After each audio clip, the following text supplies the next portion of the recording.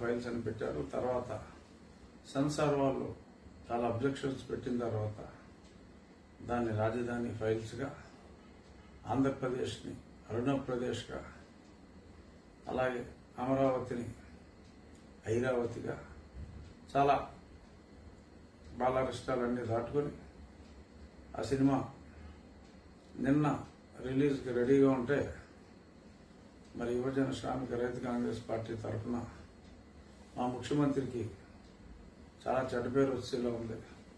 మా ముఖ్యమంత్రి క్యారెక్టర్ పెట్టేశారు. ఇందులో ఎన్నికలు వస్తున్నాయి, చాలా కుట్రలో భాగంగా ఈ సినిమాని ఇప్పుడు రిలీజ్ చేస్తున్నారు. దీనివలన మాకు రాజకీయంగా చాలా నష్టం అని చెప్పి రైకాపా పార్టీ తరఫున నిన్న ఎవరో కోర్టుకి వెళ్తే మొన్న ఏదో స్టే ఇచ్చారు 24 గంటలు.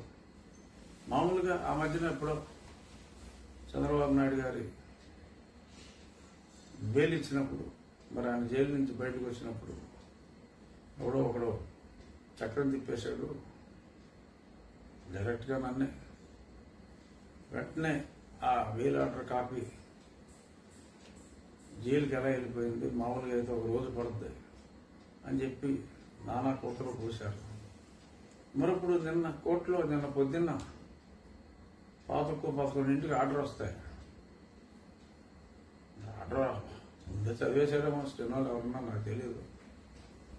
5 నిమిషాలు తక్కువ 11 కల్లా థియేటర్లో కాసేశారు.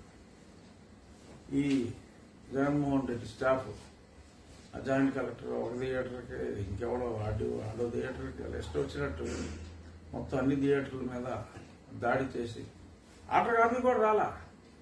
ఆర్డర్ కాపీ థియేటర్లలో అడిగితే ఏం ఒలువలిసిందా, పొగరెక్కిందా, నీకేంటో చూపెట్టింది, ఆపుతావా ఆపు అని చెప్పి మల్టీప్లెక్స్లతో సహా సినిమా చూస్తున్న వాళ్ళని లేపేయటం జరిగింది.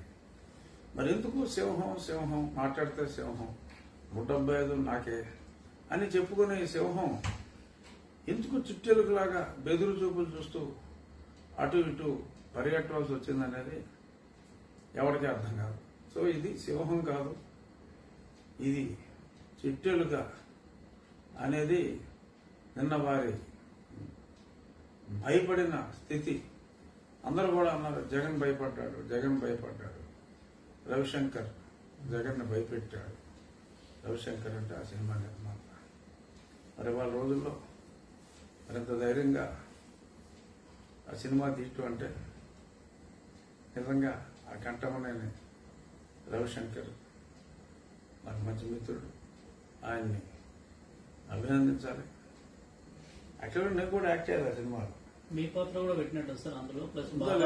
ఒరిజినల్ గా అయితే చేయాలి, కానీ అప్పుడు నేను ఢిల్లీలోనే ఉన్నందువల్ల ఈ షూటింగ్ అక్కడ అప్పుడులో నేను ఎంటర్గా ఆంధ్రాలో పెట్టుకున్నందువల్ల ఈ పనికి మనం దూరంగా ఉన్నందువల్ల నేను ఇందులో యాక్ట్ చేయలేకపోయా.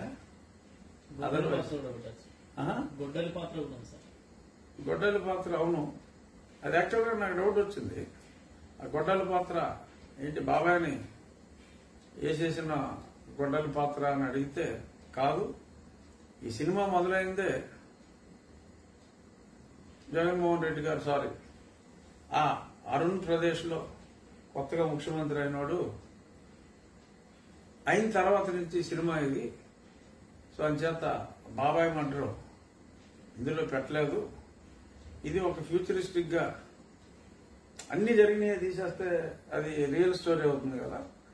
ఐ థింక్ ఫ్యూచరిస్టిక్ గా అంటే ఊహగా ఒక ఊహాత్మక వ్యూ పాయింట్ తో మరి ఒక్క తాపుతంతే బాత్రూంలో పట్టడం, గొడవలతో వేసేయటం, మన ఛానల్లో గుండెపోటు అని చెప్పి వేయమంటాం. చాలా కొన్ని ఎన్నికలకు ముందు జరిగిన సంఘటనలు డెఫినెట్ గా చాలా మంది గుర్తొస్తాయి.